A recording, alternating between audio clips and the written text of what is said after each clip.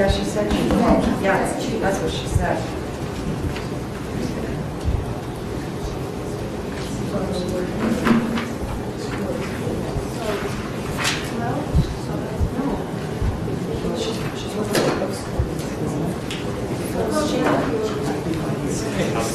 How are you doing?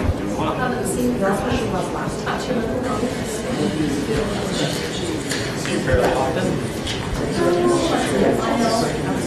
Go way back. I know you know that well. Unfortunately, ICSD. I think she's left today for her trip, her Europe trip. No, she totally She's excited. very excited.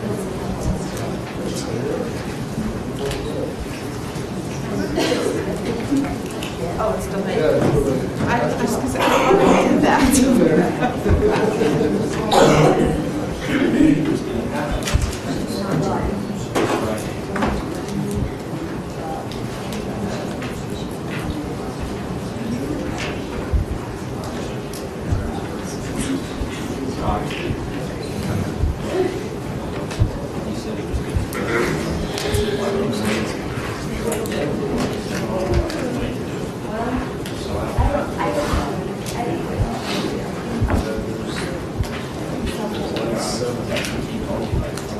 You already have that. You need it? I've got a couple of years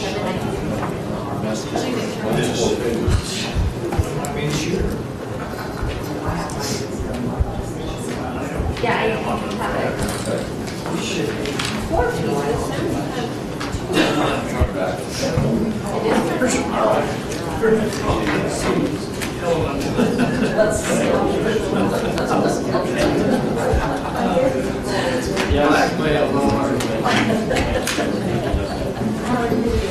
Oh, you're back there. You made it last week.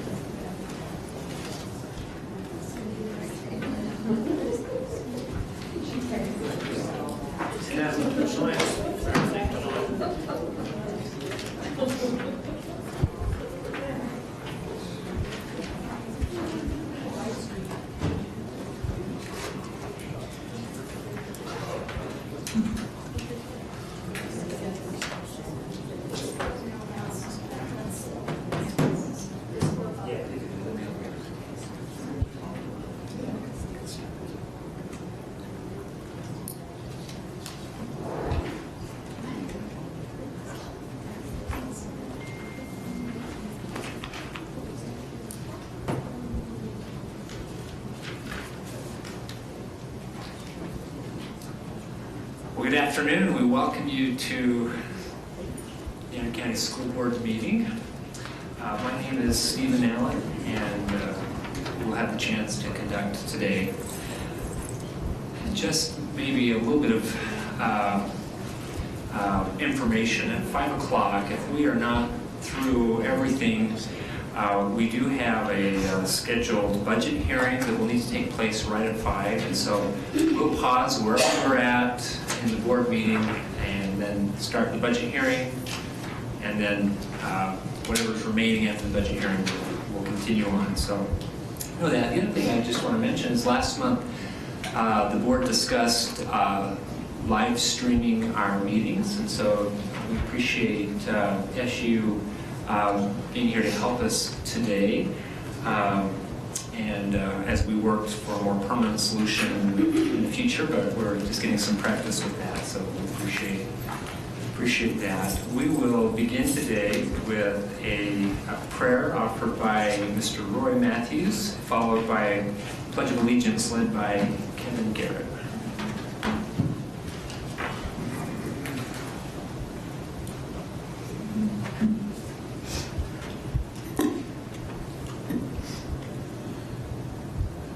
Our dear Heavenly Fathers, we humbly come before Thee this afternoon.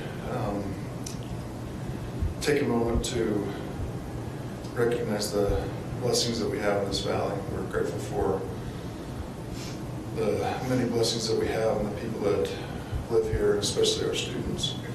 This time we ask a special blessing, Heavenly Father, to reach out to those in our community who are struggling or hurting.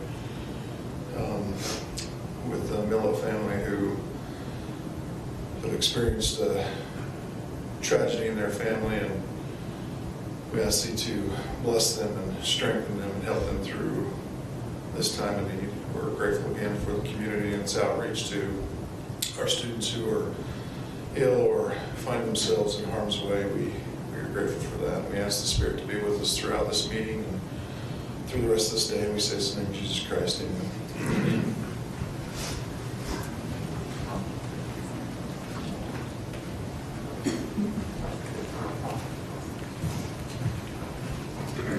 We'll please stand and all meet in the pledge of allegiance.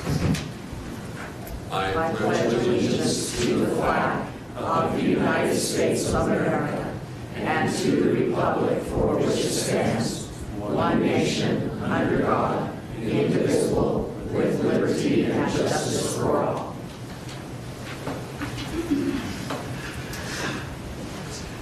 Thank you, Roy and Kevin. The board has been provided minutes from our last meeting. I would welcome a motion to approve those minutes. I will move that we approve the minutes from our last meeting. I'll second. It's been moved and seconded that we approve the minutes from last month's meeting. Is there any further discussion? All in favor, say aye. Aye. Any opposed, say nay. Thank you. The other item that we have is our consent agenda that covers expenses in the past month, homeschool exemptions, and a recommendation of release. I move we approve the consent agenda items for this month. I'll second it. It's been moved and seconded that we approve the consent agenda. Any further discussion? All in favor, say aye. Aye. Any opposed, say nay. All right, we have some personnel approvals. And Superintendent, may we start with you and then Kent? And then we'll go over here. Kevin and Mr. Burton. And Roy, I'm not seeing any from you. Do we have any secondary government?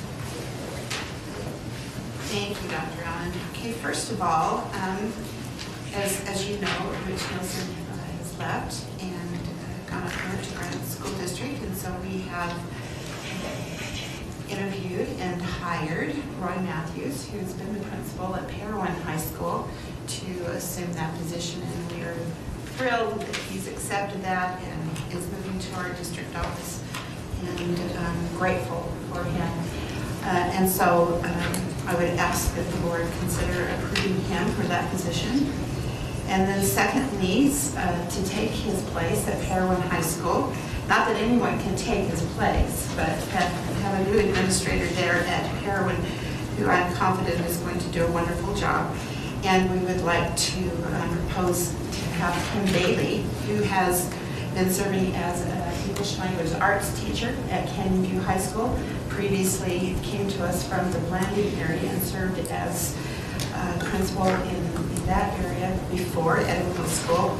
And the hiring committee was unanimous in their consensus of offering that position to Ken, and he has accepted it upon work. Okay, I move we approve the position of Director of Secondary Education for Roy Matthews and Kim Bailey for the principal of Parowan High School. Second that. Oh, go ahead, Dale. It's been moved and seconded that we approve the hire of Roy Matthews and Kim Bailey. Any further discussion? I would just add, Roy, we welcome you. We're excited to have you be part of the administrative team. And after we vote, if you wouldn't mind just making a few comments. All in favor, say aye. Aye. Any opposed, say nay. All right, Mr. Matthews. Back. So you're telling me I got the job. Well, I'm honored to work with you. I'm honored to work with the people of Iron County. For the people behind me that don't have a great view.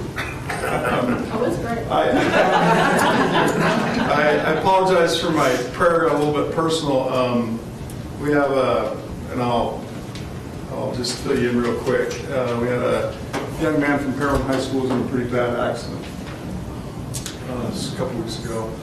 And the reason I'm bringing it up to you is because his father's a Mason, and he's up there with his wife, and I know there are several people here in Cedar City and surrounding communities who have stepped up to help that family and work through his jobs and continue that. So if the Millets could be here, they would tell you thank you. So that's kind of what that was about. And I appreciate the opportunity to serve, and I apologize for my emotions, but they're a great family, and they're surrounded by great people in Iron County. So, Board, I'm grateful for the opportunity to have the chance to serve this community that I love. So, thank you. Thank you. Okay, could we have you go next? Yes, last month you approved Rob Saylor to take over the position as custodian in this building and the preschool and some other locations. Rob was at Cedar High School, so that made an opening there. We're recommending Austin Pickett to fill that open position at Cedar High School as a full-time custodian. I move we approve the hire of Austin Pickett as full-time custodian at Cedar High School. I'll It's second. been moved and seconded that we approve the hire of Austin Pickett as a full-time custodian at Cedar High School. Is there any further discussion? All in favor, say aye. Aye. Any opposed, say nay. Kevin. All right. I thought we were done hiring, but the dominoes have fallen, and I have 6 individuals I'd like to recommend to the board for approval. We are in need of expanding our nursing help at the district, and so we'd like to recommend Tyler Savage as a full-time nurse to add to the 4 that we have already to bring that up to 5, and it will be much needed help for our nurses in our district helping serve the students here as well. At Canyon View Middle School, Andrea Calloway comes to us from Washington County and will be working at Canyon View Middle School. Another at Canyon View Middle School is Justin Kais. Justin has been up, he's worked in the district I think years ago, and has been up in Wyoming and has applied and been offered the job upon approval, your approval, to come back down and work at Canyon View Middle School. Enoch Elementary, because of the dominoes falling, needed a full-time person, and Jenna was actually the half-time teacher, special ed teacher there. So she was hired as the full-time special ed teacher. at Enoch Elementary. And McKenna Rell is an individual that applied and was interviewed and would like to recommend her for the halftime position at Enoch Elementary. And then the last one is when we hired the coordinators for special education, that left a vacancy at Canyon View High School for their severe position. And we'd like to recommend Lindsay Lyman to fill that position. I move we approve the hire of Tyler Savage, Andrea Calloway, Justin Kais, Jenna Keller, McKenna River, and Lindsay Lyman. I'll second that. It's been moved and seconded that we approve the hire of Tyler Savage, Andrea Calloway, Justin Kais, Jenna Keller, McKenna River, and Lindsay Lyman. Any further discussion on these individuals? All in favor, say aye. Aye. Any opposed, say nay. Mr. Burton. I would like to recommend Melanie Baker for the halftime Beverly Theater Sorensen teacher at South Elementary. She's replacing Deborah Davis, who left us. Melanie comes to us, she's currently working at SUU. She'll be teaching music. I move we approve the hire of Melanie Baker as the halftime Beverly Taylor Sorensen teacher at South Elementary. I'll second. It's been moved and seconded that we approve the hire of Melanie Baker as the halftime contract Beverly Taylor Sorensen teacher. Any further discussion? All in favor, say aye. Aye. Any opposed, say nay. And it's been approved. I haven't missed anyone, right? All the folks. Okay. All right. I know we've had a lot of reading with the TSSA documents, and I'm sorry. Oh, I'm sorry. Got ahead of myself.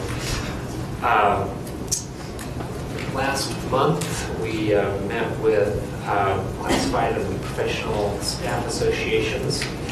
So we need to ratify those negotiations. We welcome a motion to do so. I so move.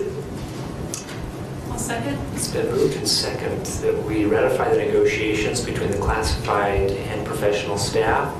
Is there any further discussion? All in favor, say aye. Aye. Any opposed, say nay. Okay. Thank you. Also, on every 2 years, we go through the appointment of a superintendent. And so would welcome a motion to of appointment. I move we reappoint the superintendent Shannon Delaney for another 2-year term. I'll second that. It's been moved and seconded that we approve the reappointment of Superintendent Delaney for a 2-year period of time. Is there any further discussion? All in favor, say aye. Aye. Any opposed, say nay. And I'll vote against that motion. So noted. And that passes. All right, now we're to the TSSA plan.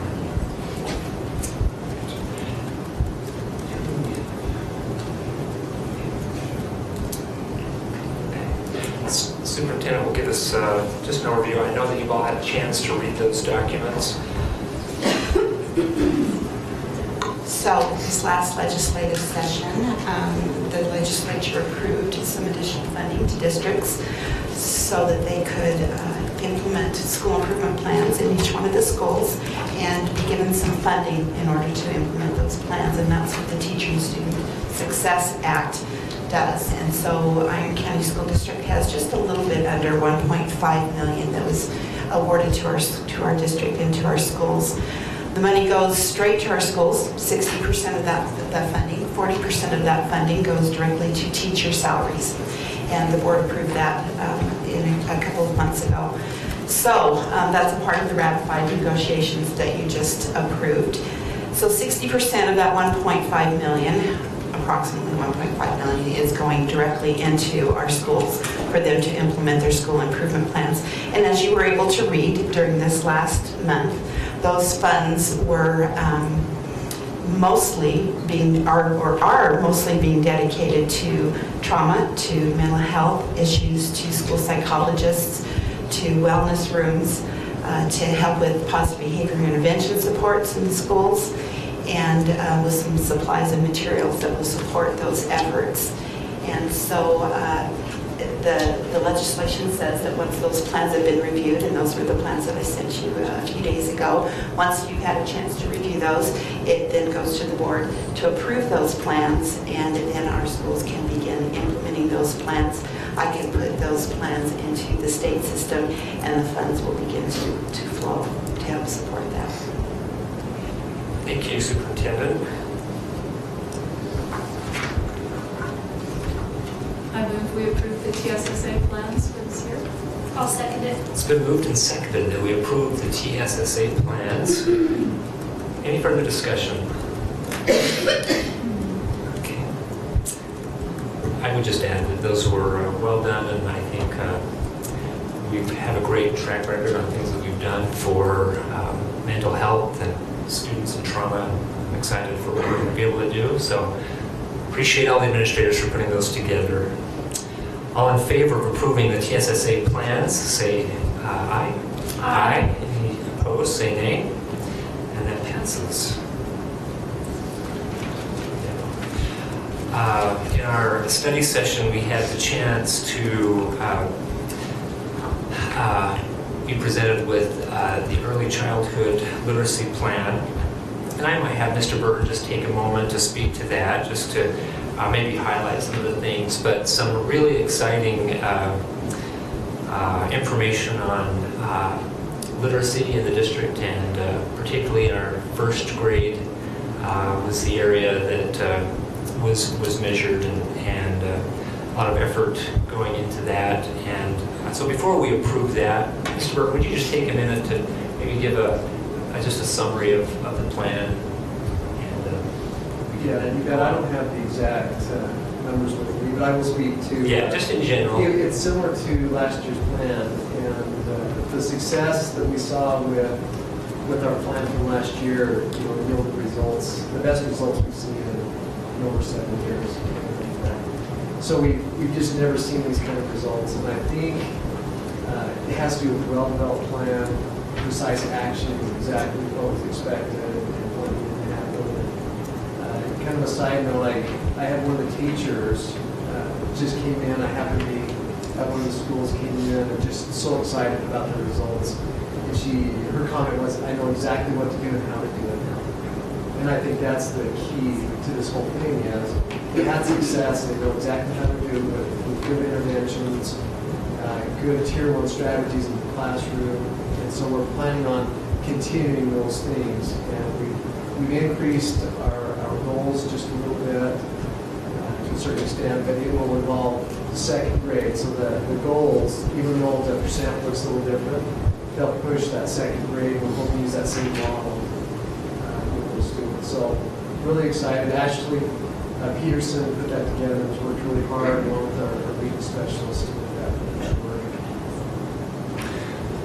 Just compliments to everyone. There's a lot to celebrate there, and a lot of teachers and administrators and hard work I know went into that.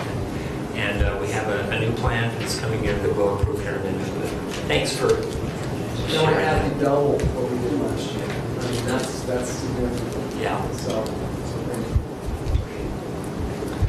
Well, I would move that we approve the early literacy plan. I'll second it. It's been moved and seconded that we approve the early literacy plan. Any further discussion? All right, all in favor, say aye. Aye. Any opposed, say nay. Okay, it's time in our meeting for public input. We would invite the public that would like to come to the front. We allocate about 3 minutes per individual, and so we'll turn that time over to anyone that would like to address the board. Come on up. No, I just have one question. Okay. If my son can't go over 3 minutes, we're going to get buzzed out. I think we don't have a large crowd today, so I think we're okay. Okay, thank you, Mr. Allen, I appreciate that.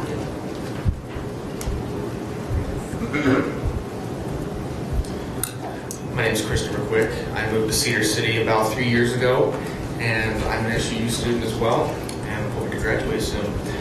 I joined the group Voice because I'm concerned about the future of our students in Iron County, and eventually my children, when I get married and have them, I plan on living in Cedar City or somewhere in Iron County. Shannon Delaney has served her school district in Iron County with admirable dedication, so it gives us no pleasure to see her rapid fall from grace. She is, by all accounts, a decent, considerate woman, and yet her poor judgment has undermined her standing with residents in ways that will permanently impair her ability to act as an effective superintendent.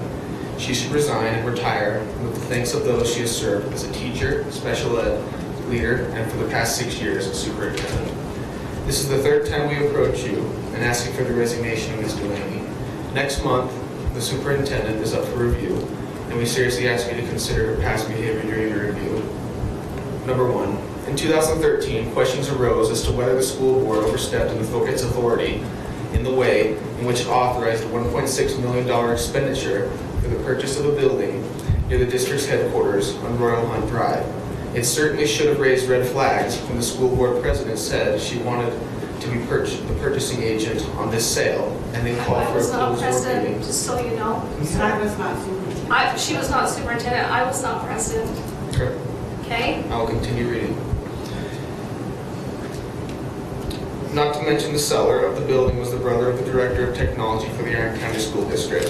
He and was the not owner of the here building then, owner. he was not an employee here then. So your information is incorrect. Okay, I'll continue reading.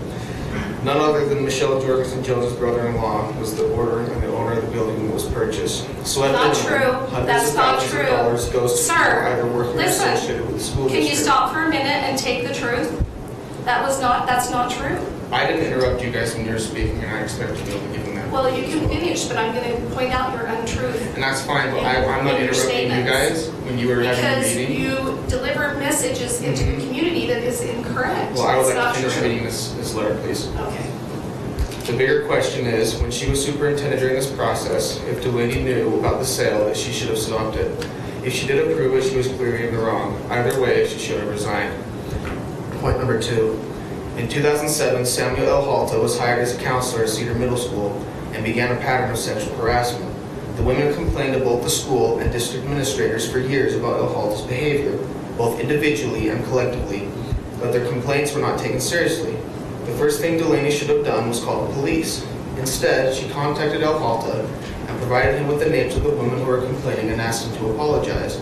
The woman continued to ask for training to the district, but Delaney again said no. With no more options and exhausted from all the harassment and retaliatory actions by their leadership, at the district, they filed a lawsuit on October 16, 2016. On March 17, 2017, the suit was settled for $500,000. Shannon Delaney should have been terminated at the gesture for costing the district $500,000 and keeping the vice principal in his current position at the same school with the same woman he failed to protect. Point number three.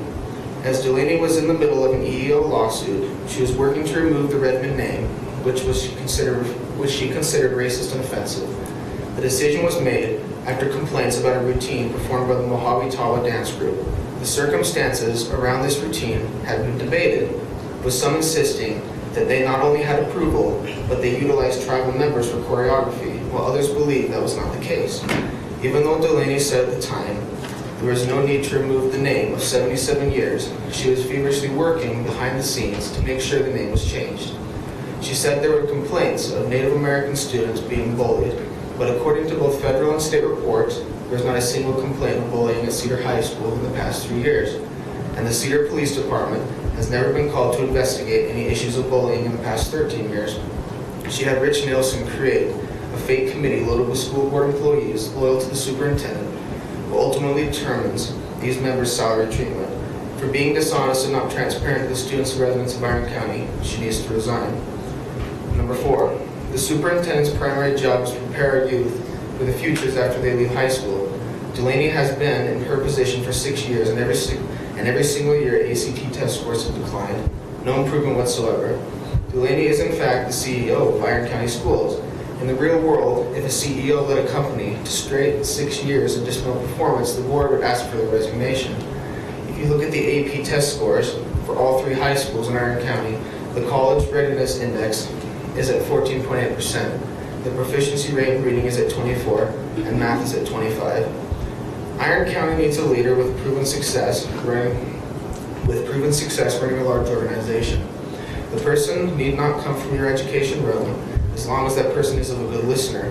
You can't deliver value for your customers if you don't know what their value is. We need someone ready to make big and uncomfortable changes. The kind of changes only a brave superintendent can make, unhindered by politics and relentlessly focused on what's best for kids. The superintendent has had 6 years to improve the district and simply stated has not done her job. Delaney, we're asking you to resign. Thank you.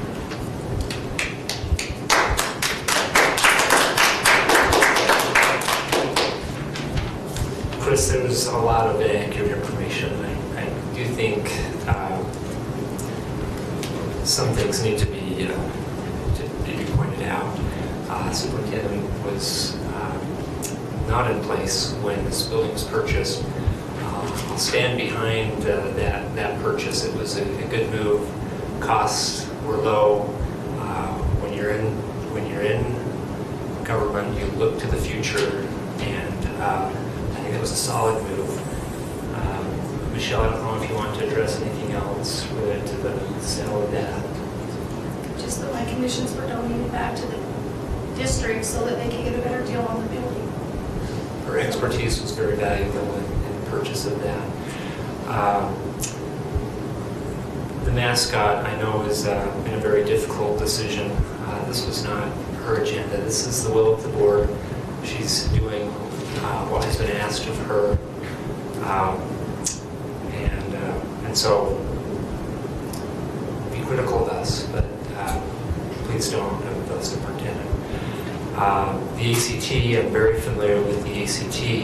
The state has, over the last recent years, have gone through a statewide implementation. Whenever you do that, your scores are going to drop. But she has been incredibly courageous on a number of fronts, and change is hard.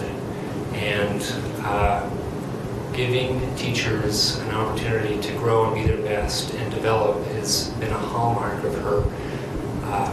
Giving all students a chance for quality education has been something that she is well researched on and has had a great deal of experience. And I just personally want to express my commitment to her. I have worked with her and found her to be honest, compassionate, kind, and strong. And I'm saddened that people would attack with poor information.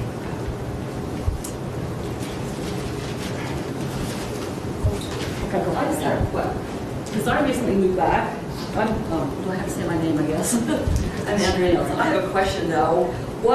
Because I don't know all of the stats on that, and I've seen this before today, was Ms. Jorgensen-Jones a member of the school board during the purchase?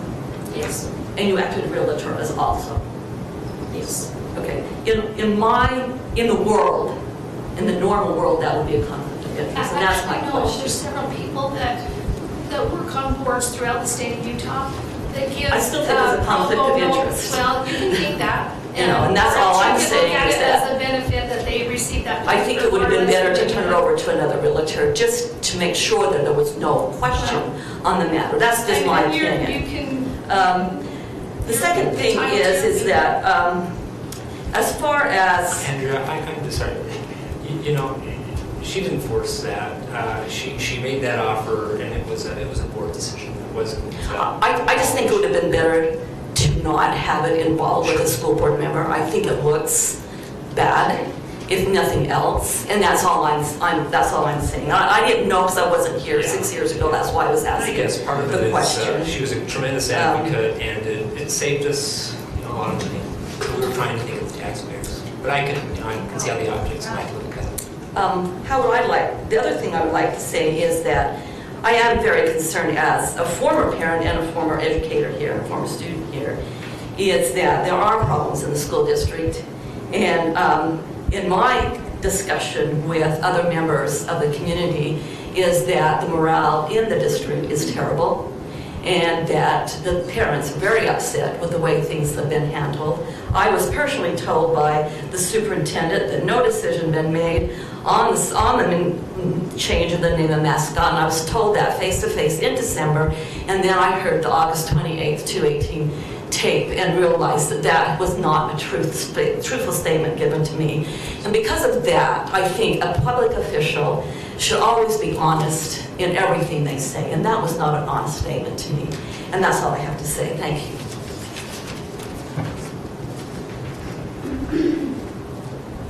And Andrea, I remember that conversation vividly in the aisle of the auditorium at Cedar High School, and I was truthful with you. No decision had been made. Now, I've heard several people give their interpretation of the August 8th meeting, and yes, it's up for interpretation, and I respect your opinion, but I acted honestly in my conversation with you where I felt an opinion. Just because of vote. Andrea, can I finish, please? I'll let you finish. I answered your question honestly. I was not lying.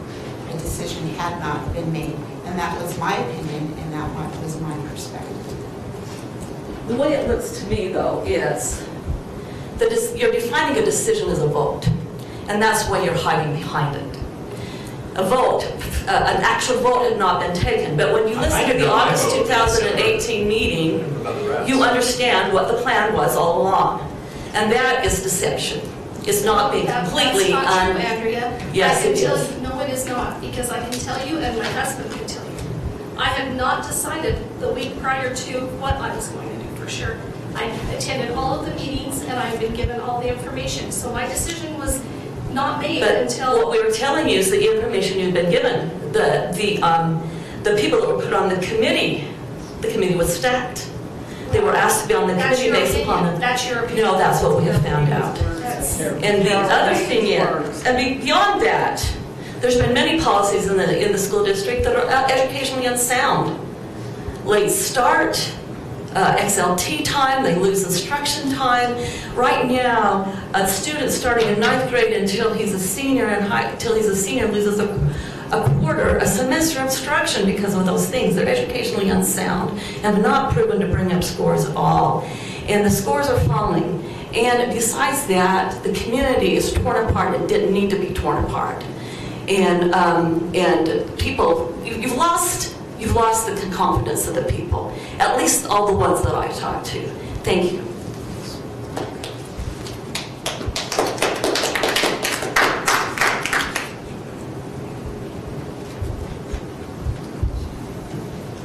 What has been done at Cedar and at Cedar High since 2016, which started with Harold Haney and Becky Bronson, was absolutely heartbreaking, wrenching. The majority of people at Cedar and at Cedar High did not want the name change. And you guys sat on this and said you listened to people. You listened to the concerns. But your concerns and the vote was because of the people. That right there is a deception, because it was not. You did your vote, but you didn't listen to the people and what they wanted and what they needed. Since 2012-2013, test scores have gone down, which we just said. The kids dropping out of school has went up, and that is a big concern. Now, I've talked to many kids, and they said that their voices weren't heard. They went to teachers, they went to administration, they went to faculty, they went to principals, and they asked to talk, and they were told that they could not. They were told that they couldn't talk about the Redmond change, the Redmond name change. And a lot of children, a lot of kids, a lot of high school kids really felt depressed, and that their voice didn't matter, that the things that they cared about, you guys didn't care about. And that's not just one or two kids. We've talked to hundreds. And that is a big concern, because their voices weren't heard. The voices of Cedar City were not heard, when the majority of the people do not want the name change. And you guys voted to do it anyway. No wonder there is so much contention. There is so much hatred. I have never seen Cedar City so divided in all the years that I have lived here. The upheaval that has been brought to this town is unreal.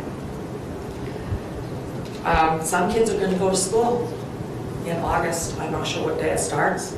August 18th, something like that. 13th, thank you. August 13th, and these kids at Cedar High are not going to know who they are.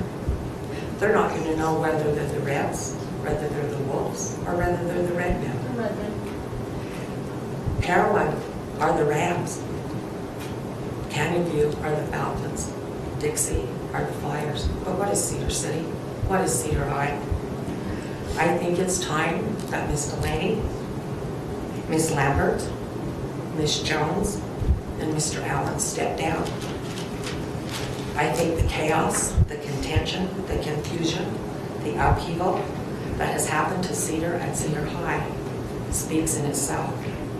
I think it's time to restore the Redmen name and let the healing begin. You all say it's too late to bring the Redmen name back. It's never too late to do the right thing. It's never too late to do the right thing. Never say never. Redmen are forever. It's time to bring the Redmen name home, where it belongs, where it has been here for 77 years. It's not about you three. It's about this community. It's about Cedar City and its heritage of 77 years. It's time to bring Redmond home forever. Thank you.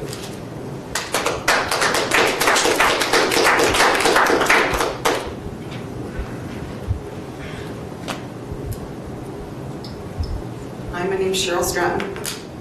I came totally unprepared. I was going to plan to write something out because of strategic planning. I didn't have time to do that today. So I'm going to speak from my heart and what I know. Back in January, actually February, early February, before the vote, we asked for you to delay the vote for more discussion. There was a whole other side that was never presented in the committee. We've got the binder material and it's 99% slanted one way.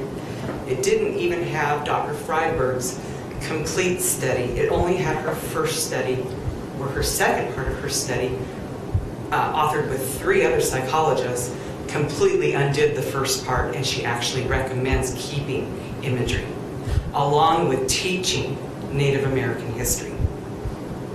That was never presented to the committee. The committee was chosen, we'll use chosen. People were asked to get people into that committee with a certain viewpoint. Most of the committee consists of employees underneath the district or the school system. We don't feel it was a fair representation of this community. People do things when they think their jobs are at risk. And we know that's a good possibility. What you've got now, as Ms. Tamara said, I've talked to no less than 50 students. And we had some other fellow people yesterday talk to a few more. They all want the Redmond name back, and they're angry, quite frankly, as hell. They're angry that they were never asked their opinion by Mr. Dodds. They were never asked for a clear up and down vote.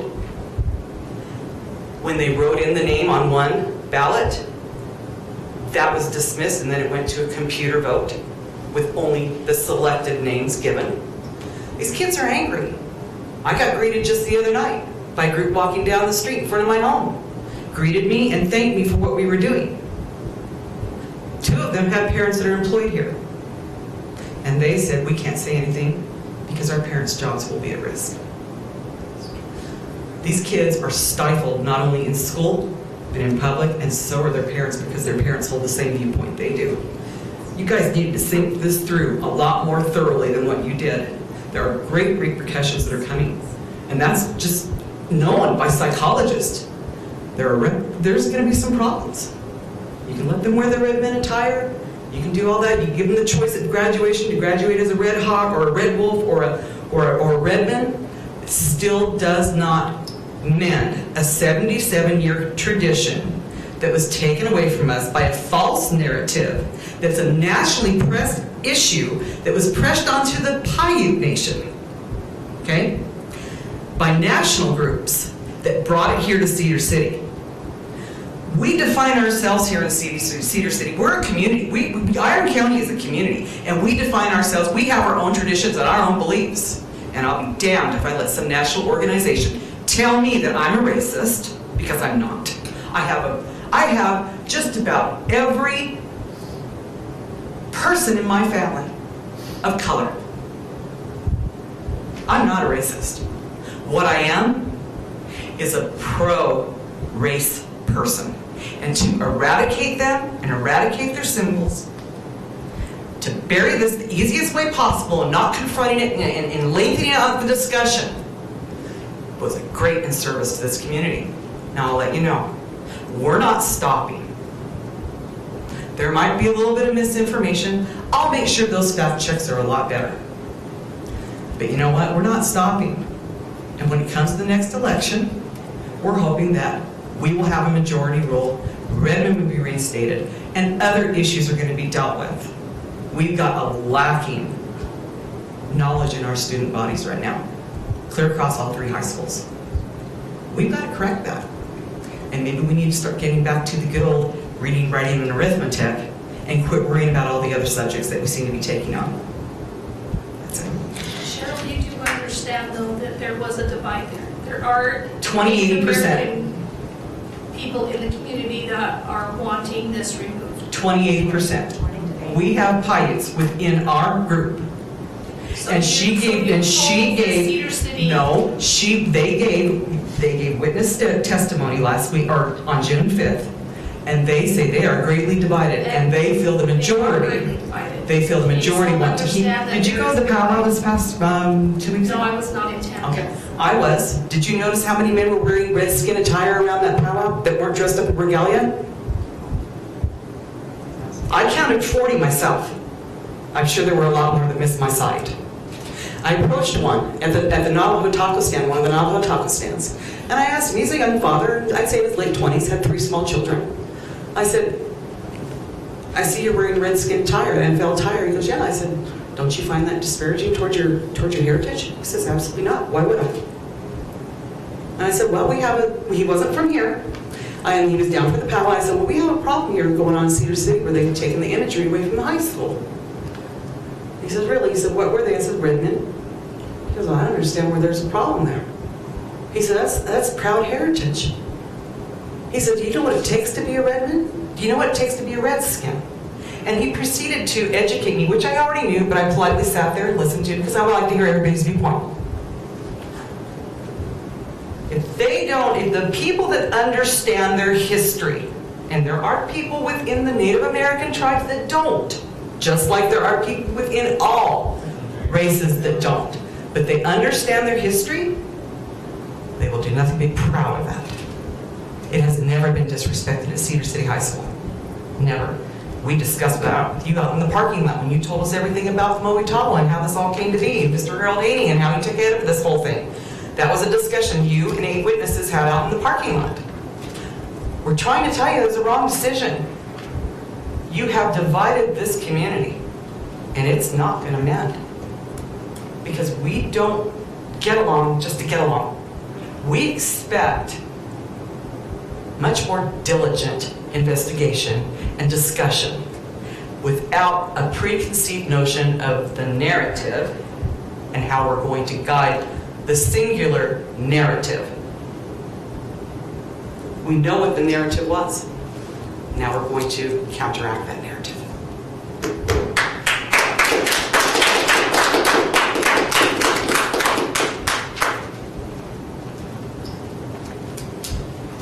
Hi, I'm Lisa Davis. I'm the one that you don't respond to my emails to. So I'm Michelle. Michelle does. And so I have a question for you guys. Can any of you tell me who the Sons of Liberty are? Any of you? The Sons of Liberty. Who are they? Anybody? Anybody over here? Sons of Liberty.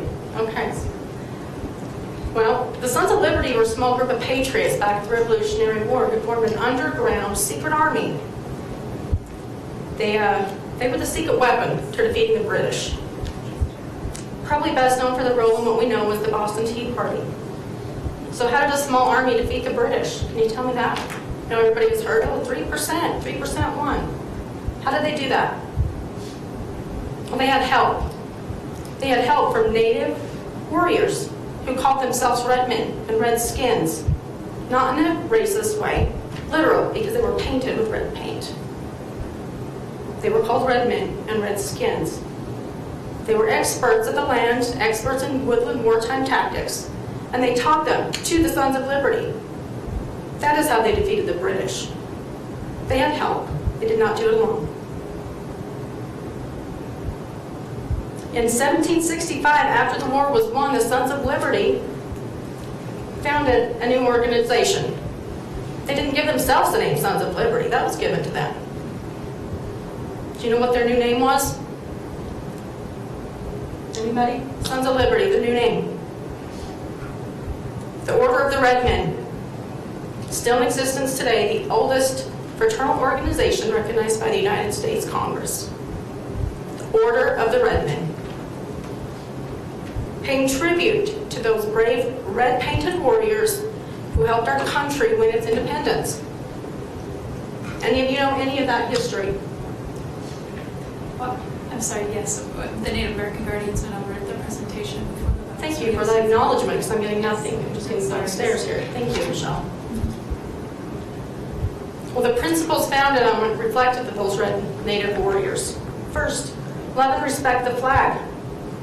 Preserve the traditions and history of this great country. Creating and inspiring a greater love of the United States of America. Linking members together in a common bond of brotherhood and friendship. Perpetuating the beautiful legends and traditions of a once vanishing race and keeping alive some of the tradition, customs, ceremonies, and philosophies. Those customs and philosophies and beliefs are woven into the very fabric that this country is founded on. The very first congressional medal George Washington ever gave was to a Native American.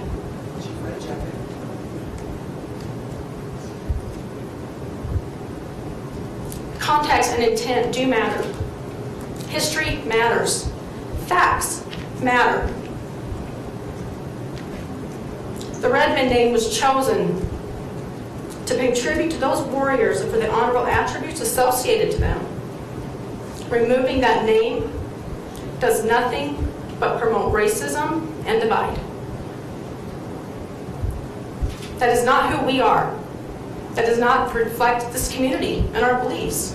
And I know a lot of people say that our community is divided and torn apart. You know what? We're not.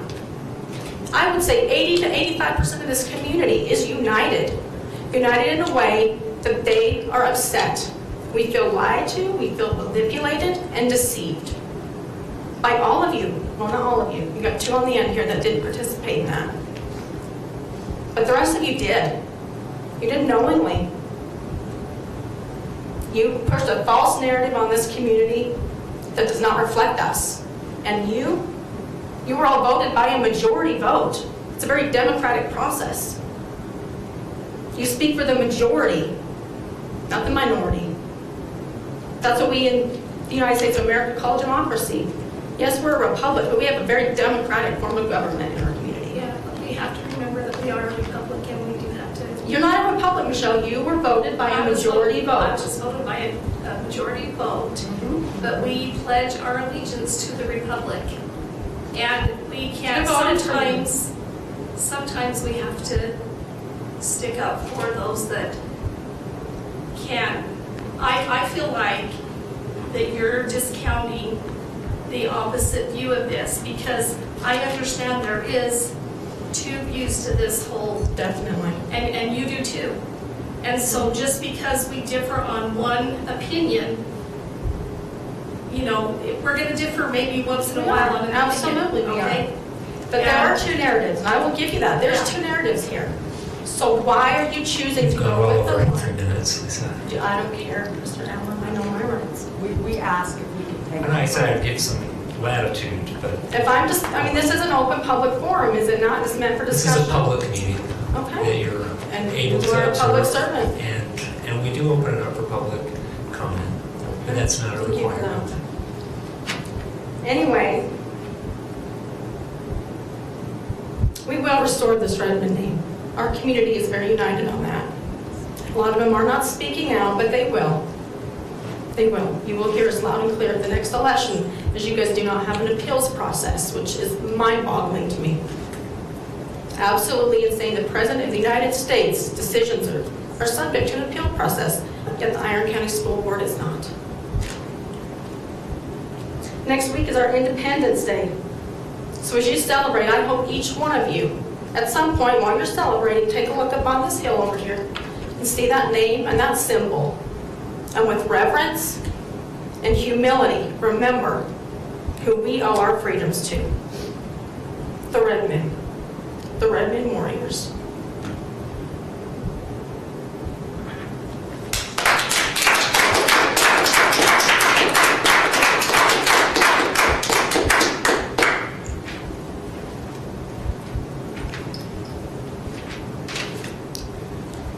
All right, thank you for your public input. We have some time to work through some policies, and if we don't get through them before 5, we can continue on before that. But Mary Ann, would you? Well, I expect to take 3 seconds. Okay. Start to watch. We have a lot of policies for personnel policies that we're updating, so we're going to go over those over a period of time because it's quite a few. So we won't be moving any of those today for a second reading because we need to look at those more closely. For the second reading, we have ICSD, Responsible Use Policy for Technology, and I move that we accept that with a few minor adjustments we made in our earlier meetings. I'll second. It's been moved and seconded that we approve policy ICSD. Is there any further discussion?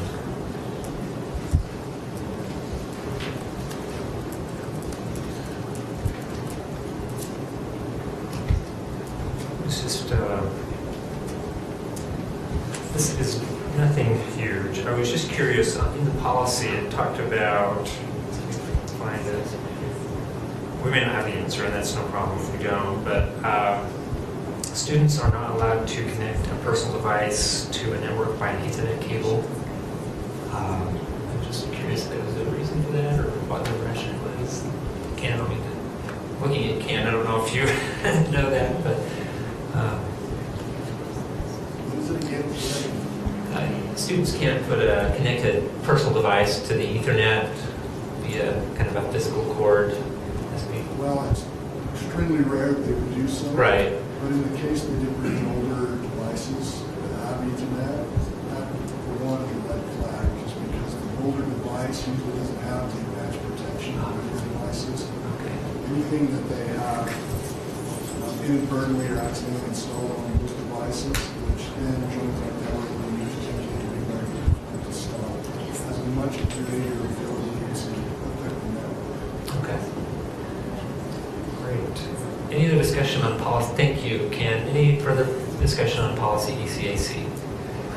Second reading, so this will, okay, all in favor, say aye. Aye. Any opposed, say nay. And that passes. And I think it's going to be a great policy. Okay, well, we'll just take a few minutes. And I don't think we have anything else on the agenda at this point, so we'll just take a few moments. Just a little bit of provide, let's reconvene and get started on time for the budget hearing.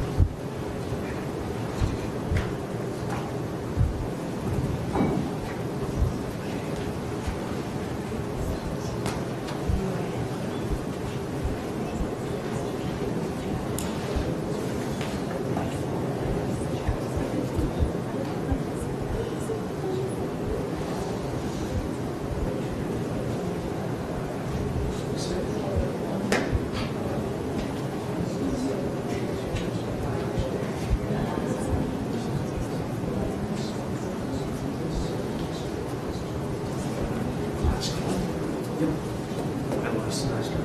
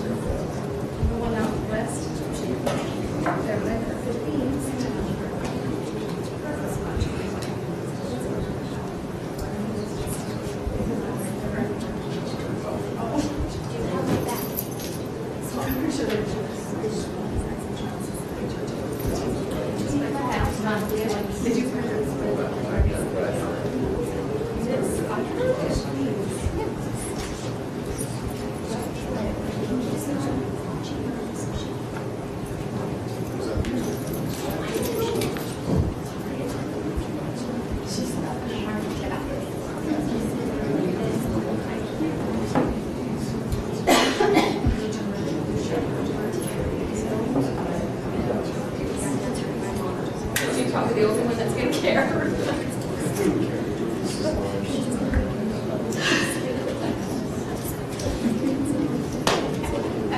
Well, I've got Albie, so there you go.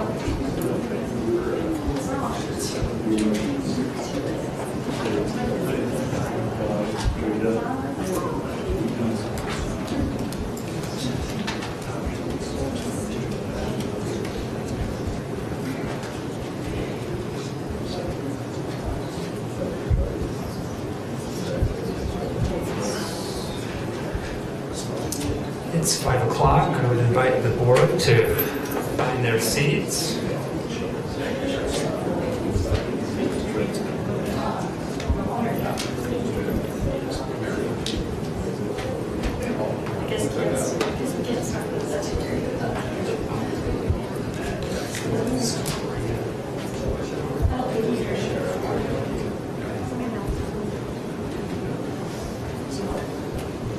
Bill.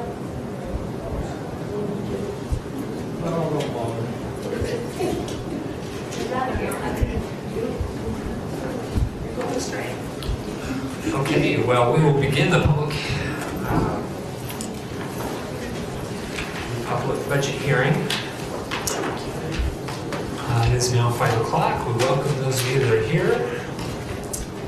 And Kent and Corey will talk us through the budget, and we'll turn the time over to them. Appreciate their work. This is a lot of time and energy, and we appreciate it.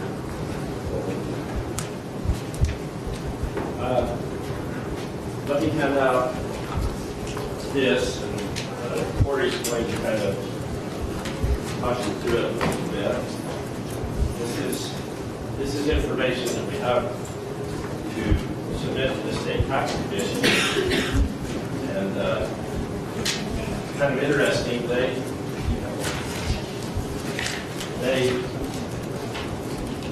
legislature passed a law which said we don't have to have our budget hearing by June 22nd now. We can have it by June 30th. Then when we talked to the State Tax Commission, they said, oh, well, time out. They didn't change the part of the law which says you have to certify your tax rates by June 22nd. So we've been in contact with them and gone through this process. June 22nd was Saturday, so we had to do it by yesterday. So he said, do it and then have your hearing, and then we'll talk about it and, fix whatever has to be fixed. Then I kind of told him what we were anticipating as far as tax rates. And he said, well, why don't you have your hearing and then tomorrow, and then put the final numbers in. So we'll have Corey kind of talk through this tax sheet that we do have to submit to the State Tax Commission. Okay, can you hear me? Yeah. Okay. So if you're looking at the top copy, page number 1, if you look at column 8, that shows you what came back to us as the auditor's certified tax rate. So they're splitting up the board local and the charter school levy, but we just use that as a total. So for the TSSA money that Shannon was talking about in board meeting, for us to qualify for that, we have to raise the board local levy by 0.0001 from last year's board local levy. So last year's board local levy is, and I have the forms here if you want to see them, but last year's board local levy was 0.001063. And so over in column 10, we have put the 0.001116 with the 0.000047, and that makes that the 1163 that we have to raise to get that TSSA money. So that was what we were looking for there. And then the capital local levy, the certified tax rate is 0.000944. And a couple of years ago, you guys had talked about keeping that at the 10.00010. We didn't do it last year because we were trying to pass a bond and figured that would be better.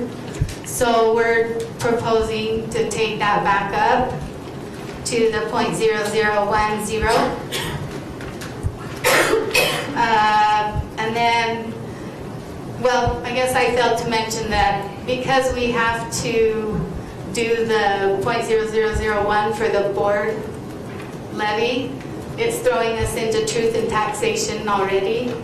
And so we figured if we have to go into truth and taxation, then we probably should look at raising those others that we had talked about a couple of years ago back to the 10, and then the voted local levy, that came in at 756, and we are proposing to raise that to the 800, which we had talked about before the bond.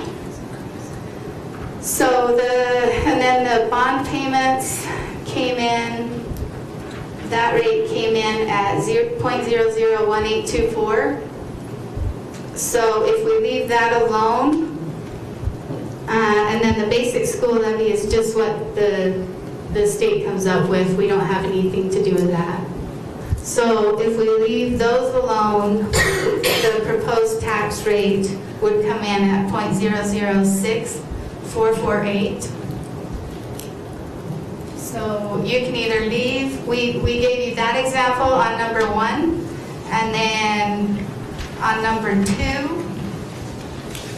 we gave you the example if we left everything the same as number 1 except for the debt service, the bond payments. If we lowered that to 0.001588, then the total would take us to the 0.006212, which is the same rate as the auditor's certified tax rate. And we did attach these copies of Kent's spreadsheet, 1A and 2A, so that you could see the amounts that he's projecting with those rates.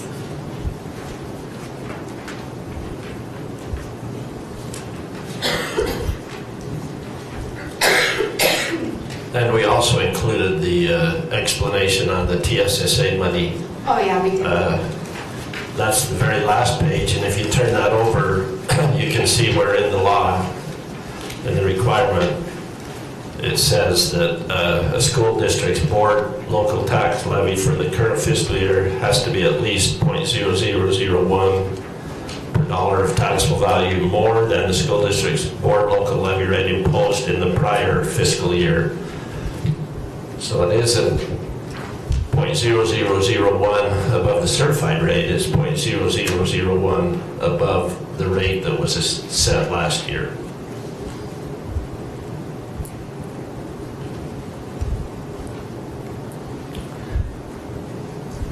We wanted you to see both of those examples because the State Tax Commission and our local auditor, the elected auditor, not the auditor that audits us, but the elected auditor who is part of Iron County government, they set these rates, and so we have to live within those. And as Corey said, when you have to increase the board local levy or tax rate and you go above the certified tax rate, then it automatically puts us in truth in taxation. So our recommendation would be that we increase those three rates, the board local rate because of the TESA, and then the capital outlay and the voted leeway rates. And then we offset that by reducing the debt service rate. Now you might ask how does that work? How can you reduce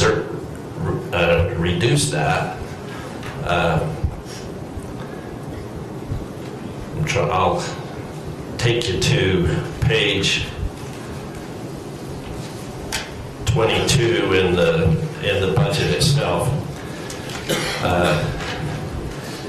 You can see that even by reducing that rate,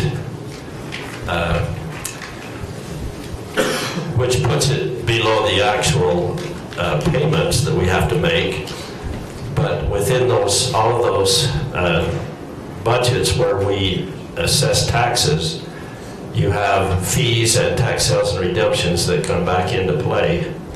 And so we will actually still generate more money than we have to pay. Now, you're looking on that page and it says that we'll bring in 8.8 million and spend 7.6 million. Can you see where we're talking? The 8.8 million is based on the higher debt service rate before we would lower it. When you lower it, then it puts us at about bringing in about 7.7 million than spending $7.6 million. Does that make sense? So we are where we can make that change, and would recommend that change. I think that's being fiscally prudent, because we're, in the end, we're going to hold the total certified rate at what the State Tax Commission and our county auditor have indicated should be the certified rate. So we aren't going to hold it at that. We will stay at that. If we didn't have this other situation with the law saying we have to raise the board local because of TESA, then we wouldn't be having truth in taxation. We'd probably have a whole different discussion. But that's where it is. So if we follow the recommendation on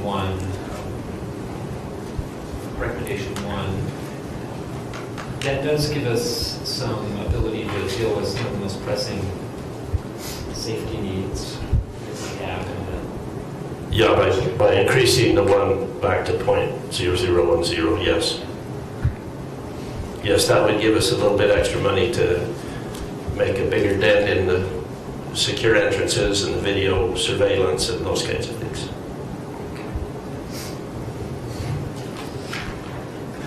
Questions for Corey or Kent? One other thing that I did differently in this budget, just so you understand, if you turn to that second page, you see a couple of figures in red.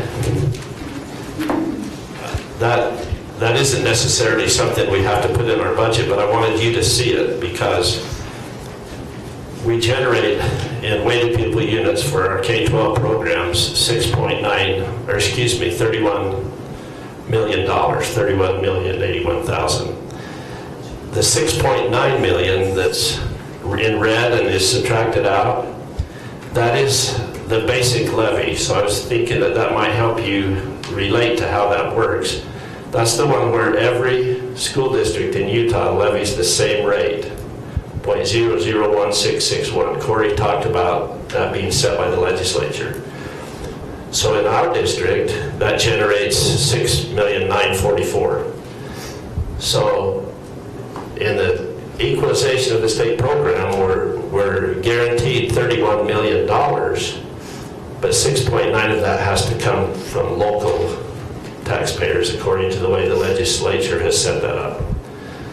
And then the remainder is given to us by the state through the legislative process, and that is generally funded by income tax and state corporate taxes and those kinds of things. So that's how that works. Now, we're getting 31, giving up 7, so we're getting 24. If you're in Park City, they have to go through the same process, but maybe with only, 4,000 or 5,000 students, they're not going to generate 31 million. They're going to generate, 15 million. But they're going to bring in maybe $20 million. And so they keep whatever matches up with the weighted pupil unit, and the rest has to go into the state coffers to pay other districts. So every district is different in that, but it equalizes it by saying, these are your weighted pupil units, this is what it's worth, this is what you generate locally based on a statewide tax rate. And if you give more than you should, you give it back. If you get less than you should, the state gives you more to make up the difference. Then the other figure, 261, that's local charter replacement. That is the money that, in the wisdom of the legislature in years past, they created charter schools. They said it would be okay. They haven't got the money to do it, and so they came back to districts and said, you're going to have to help pay for that. And so that's our payment back into the state fund to fund charter schools, along with other revenues that the legislature allocates. So we give up as a district we'll give up this next year $261,000 that goes towards funding charter schools statewide. So just wanted you to kind of see those two pieces that, and how they fit into the budget. The budget otherwise reflects the negotiated agreement on salaries. We tried to reflect, inflation and those kinds of things with other parts of the budget, but it is in balance. In every one of our funds, it will be in balance. I would advocate for the first proposal, in my opinion. What are others' the thoughts? We consider this preliminary budget presentation, what we call it. I'm sorry?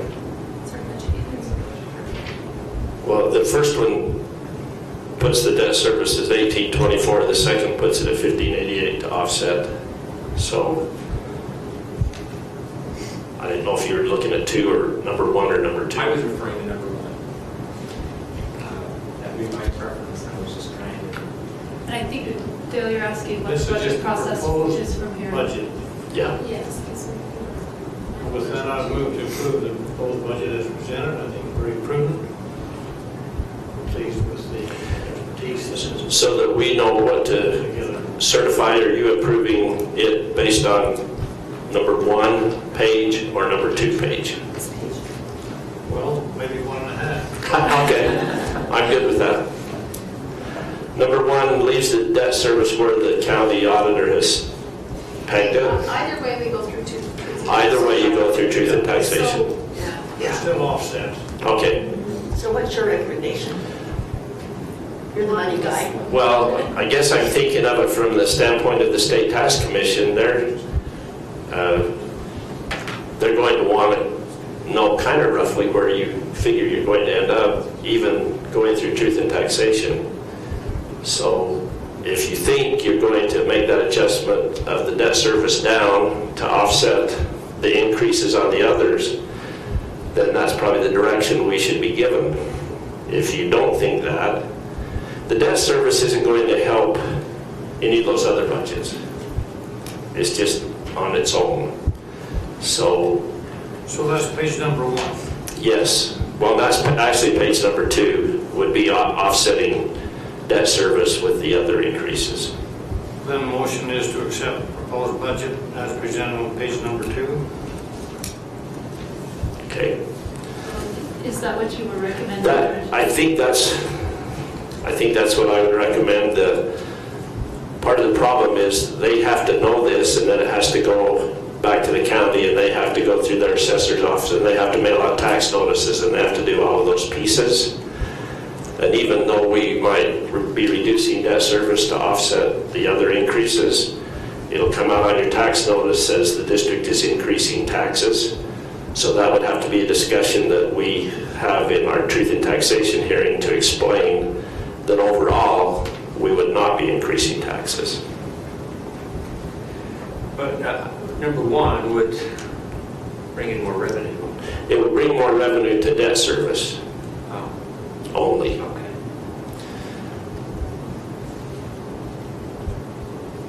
Yeah, the others are all the So same. in terms of some of the safety priorities, That either would- one would. Right. The debt service isn't going to help one way or the other on your security and other things. Capital is the one that will do that, and that's going to be 0010 on either one of those. So what would be the same? Those two are identical except reducing debt service to offset the increases in board local, capital, and voting leeway. We're trying to pin you down. And number 2 does that.